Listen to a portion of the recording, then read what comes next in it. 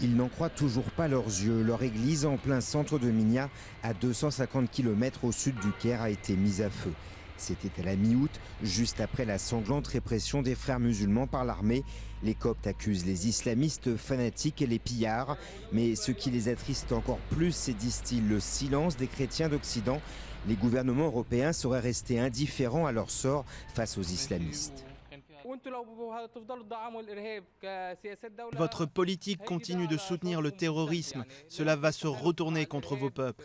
Une alliance avec le terrorisme ne défendra jamais vos intérêts. Un jour viendra où cela sera dévastateur dans vos sociétés. De nombreux musulmans du quartier les ont aidés à repousser leurs assaillants ce jour-là.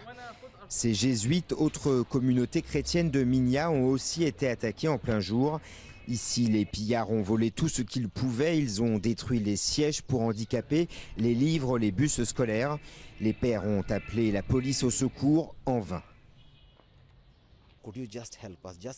On a dit au commissaire, pouvez-vous nous aider, juste tirer en l'air, on a besoin de votre présence, rien de plus pour que les pillards reculent. On le suppliait, mais il nous a dit qu'il n'avait pas assez de personnel et qu'il n'avait pas d'ordre de sa hiérarchie, donc qu'il ne pouvait pas. La communauté recense au moins 20 églises attaquées rien qu'à Minya, sans compter les commerces tenus par des Coptes. Les agressés disent parfois reconnaître leurs agresseurs dans la rue. Ils affirment qu'ils sont armés, alors ils se taisent. Mais pas question de fuir, de s'exiler, comme l'ont fait beaucoup de Coptes avant eux. Cela fait 42 ans que je vis ici. Je n'ai jamais pensé à quitter l'Égypte et toujours aujourd'hui je n'y pense pas. Personnellement, je ne suis pas en danger. Ce qui ne vous tue pas vous rend plus fort. Même message de la part du clergé, ne pas attiser les tensions dans une ville qui compte environ un chrétien pour 2 musulmans. Si les églises ont été détruites, les chrétiens ne l'ont pas été. Grâce à Dieu, il n'y a pas eu de victimes. Nous continuerons à aimer ce pays. Nous continueront à aimer les musulmans qui sont nos frères.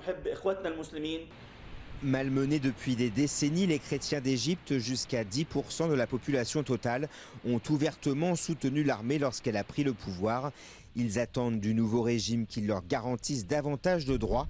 Ces dernières années, des dizaines de chrétiens sont morts dans des heurts confessionnels.